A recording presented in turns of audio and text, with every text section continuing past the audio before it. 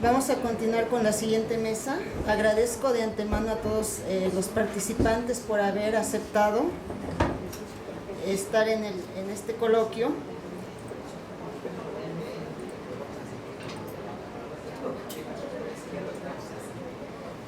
La mesa redonda se titula Bibliotecas y publicaciones en la Independencia. Vamos a dar paso a nuestra primera participante, la doctora Cristina Gómez Álvarez,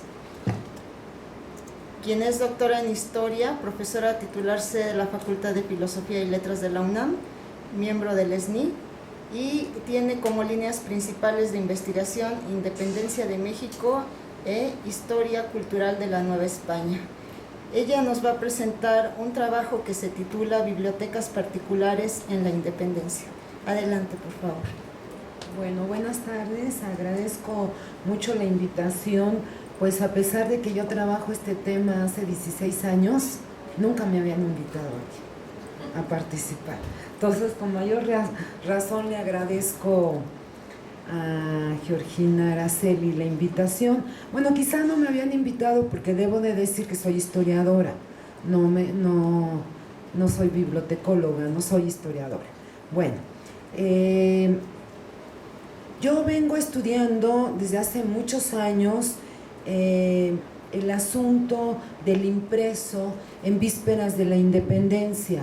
Yo soy historiadora de esta época histórica y me dedicaba a la historia política, pero me di cuenta que era necesario estudiar la historia cultural, puesto que nuestro país tiene un rezago muy importante en este tipo de trabajos, y realmente el impreso es fundamental para estudiar estos momentos de cambios y de rupturas, porque el impreso, y así lo estudio yo, el libro, el impreso, es el principal medio de comunicación de la época, y por lo tanto yo lo estudio como una fuerza en la historia, en la medida en que transmite valores, pensamientos, etcétera, en épocas de profundos cambios, como es la época de la independencia.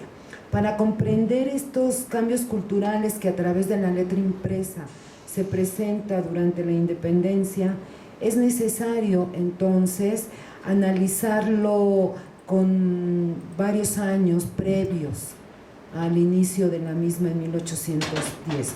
De tal manera entonces que mis investigaciones sobre este tema inician en 1750 y terminan en 1821. Al estudiar las bibliotecas particulares de esta época, yo inicié este tema estudiando aquellas grandes bibliotecas de personajes importantes de esta época revolucionaria, aunque el único revolucionario que he estudiado ha sido la biblioteca del Padre Mier. Las otras bibliotecas que estudié fueron las de 3 obispos de la época de la independencia. Uno fue de Puebla, otro fue de Oaxaca y otro fue de Durango, y la biblioteca del Padre Mier. Hasta que me hice la pregunta, estas por supuesto son grandes bibliotecas desde el punto de vista cuantitativo, hasta que me hice la pregunta de que lo importante era tratar de estudiar un conjunto grande de bibliotecas particulares, no necesariamente de personajes de la élite de la Nueva España, porque las bibliotecas particulares justamente nos expresan los gustos de los individuos, pero también la circulación de las ideas y otros muchos factores. Y lo que es más importante, una biblioteca particular relaciona el qué lee con quién lee, cosa que las bibliotecas institucionales no lo relacionan. Las bibliotecas son acervos públicos y no sabemos quién acude. La biblioteca particular sí, se puede relacionar qué individuo está leyendo qué. Y entonces me di a la tarea de buscar un conjunto importante de documentos que me permitieran estudiar estas bibliotecas particulares para el gran periodo que ya mencioné y que reflejara a la gente común y corriente. El problema que aquí se plantea es que este tipo de estudios no se habían hecho en nuestro país, y en otros países la fuente histórica principal para abordarlos son los inventarios por fallecimiento. o sea, los inventarios post-mortem. Así que yo me di a la tarea de localizarlos en el Archivo General de la Nación. Es una fuente muy dispersa que corresponde a un juzgado de la Audiencia de la Nueva España que se llama el Juzgado de Bienes Difuntos. No voy a profundizar, este trabajo lo tengo publicado, así que no lo estoy dando a conocer ahora, sino ya tiene varios años publicados. Simplemente les presentaré a ustedes mis resultados obtenidos. En esa ocasión consulté todos los inventarios por fallecimiento que estaban a disposición de la consulta, porque ustedes saben bien que la catalogación de los fondos en el AGN pues, es una cosa permanente, constante, y siempre surgen nuevos documentos, ¿no? Que los tienen ahí, no tienen personal disponible o no tienen plazas para que hagan la catalogación. Y entonces en aquella ocasión encontré 541 inventarios por fallecimiento que pertenecen a individuos que murieron en la Audiencia de la Nueva España entre 1750 y 1819. De estos individuos, el primer dato que obtuve fue de estos inventarios por fallecimiento, es quienes tenían cuando menos un libro, porque el inventario por fallecimiento tenían la obligación de hacer el inventario de todos los bienes que poseía el difunto, incluyendo por supuesto si tenían algunos libros. De tal manera que aquí obtuve la primera sorpresa, que va a contradecir todo lo que han dicho las ponencias que yo he escuchado anteriormente, en el sentido de que vemos esta época como que nadie leía, porque suponemos, no está hecha la investigación, esa investigación en nuestro país no está hecha, pero nosotros suponemos que el alto grado de analfabetismo era muy fuerte, pero es una suposición, nadie ha hecho la investigación. En otros países sí se han hecho las investigaciones, y ¿saben cómo lo han hecho? Justamente en las actas parroquiales de bautizos o de casamientos, porque se tenía que establecer ahí si los individuos que se estaban casando o que estaban registrando a su hijo sabían leer, sabían firmar. Pero aquí no hemos encontrado un historiador que tenga la paciencia de pasarse varios años en el archivo para sacar ese dato. Por lo tanto, entonces estamos repitiendo un lugar común, pero que no está sustentado en una investigación. ¿Por qué creo yo que sucede eso? Bueno, porque actualmente tenemos un alto grado de analfabetismo. Entonces suponemos que en el pasado era peor, pero no. La investigación encontró que el 58% de esos inventarios por fallecimiento tenían cuando menos un libro. O sea, el primer resultado es que se lee más de lo que podemos suponer. El segundo resultado que obtuve fue que estos lectores para la Audiencia de la Nueva España, que era la mayor parte del territorio, donde estaba el 80% del territorio de la población novohispana de la época, están dispersos en distintos lugares.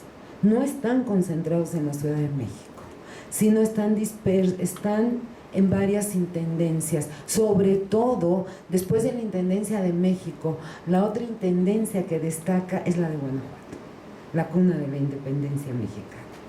Otro de los resultados obtenidos, bueno, y que además la mayor parte de estas bibliotecas se encuentran en pueblos y villas.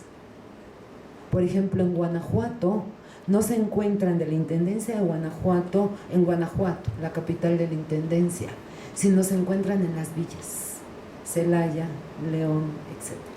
Bueno, el otro resultado que obtuve, claro, uno obtiene resultados porque hace preguntas a la fuente. Lo que a uno le interesa preguntar es ¿cuál es la condición profesional de los dueños de estas bibliotecas? Y aquí encontré otro resultado que viene a contradecir todo lo que tenemos aquí como lugares comunes. Aquí encontré que estas 314 bibliotecas, la mayor parte de ellas pertenecen a los comerciantes, no a los eclesiásticos.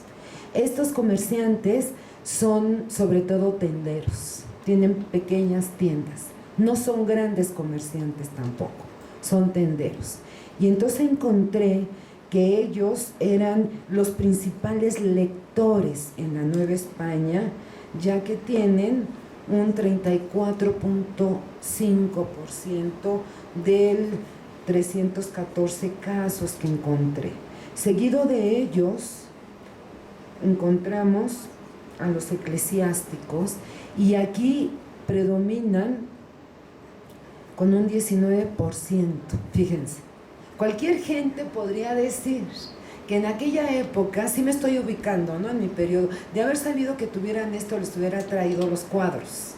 Pero luego, aquí es algo excepcional, claro, es también porque estamos en el CUIP, ¿no?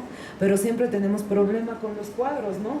Que no hay, que uno tiene que traer el cañón, que la computadora, porque creo que esto sí se aprecia bien, los cuadros. Entonces, el 19% le corresponden a los eclesiásticos. Cualquier gente diría, son los eclesiásticos los únicos que están leyendo, ¿no?, en este periodo de 1750 a 1819. Pues no. Estos solamente tienen 19%, y muchos de ellos son curas que están en distintos pueblos de la audiencia de la Nueva España.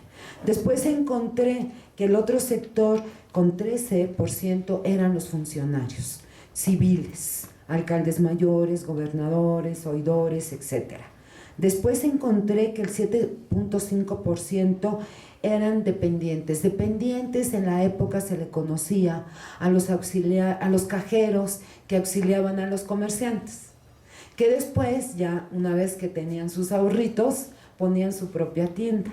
Bueno, estos individuos ligados con estos tenderos tienen un porcentaje importante al alcanzar el 7.5%. Después encontré que los artesanos tienen un 5.5%, lo mismo que los militares. Y finalmente encontré que los profesionistas médicos, básicamente, tienen un 4%. Claro, aquí saqué a los profesionistas que son funcionarios, que son muchos, por cierto. Y los labradores, es decir, aquellos que están trabajando en la tierra, tienen un 1%. Es muy pequeño el porcentaje, pero esto simplemente nos muestra que la cultura letrada no es ajena a este sector, a los sectores más pobres, digamos. Y bueno, aquí me preguntaron, ¿y las mujeres? Pues también, por supuesto que hay mujeres. Las mujeres ocupan el 10%. Este trabajo está publicado, por eso no voy a entrar en detalles. Si ustedes lo quieren consultar, pues está publicado en una publicación de la Facultad de Filosofía y Letras donde yo trabajo. Bien, finalmente me pregunté acerca de los contenidos temáticos, por supuesto, de los libros. Y entonces ahí encontré que hacia la década de los 80, porque estos individuos están muriendo, ¿no?, son inventarios por fallecimiento. Yo tomo las bibliotecas en el momento de la muerte de los individuos, lo cual quiere decir que de tiempo atrás adquirieron los libros. La mayor parte de las lecturas, la mitad, digamos, un poquito más o menos, son lecturas que podríamos caracterizar profanas, es decir, no son religiosas. Y la otra mitad son más o menos son religiosas, catecismos, etcétera, etcétera. Aquí en esta fuente el libro prohibido no se puede ver claramente porque los inventarios por fallecimiento pasaban para los libros, pasaban para su autorización por la Inquisición. Entonces, en el caso de que los familiares del difunto encontraran uno prohibido, pues lo sustraían, por supuesto, ¿no? Bien. Aquí, entonces, cuando terminé esta investigación, ya hace tiempo, en el 2004, me di cuenta de que la mayor parte de las lecturas vienen a través del monopolio español, de donde llegaba la vid, que el señor expuso y que nunca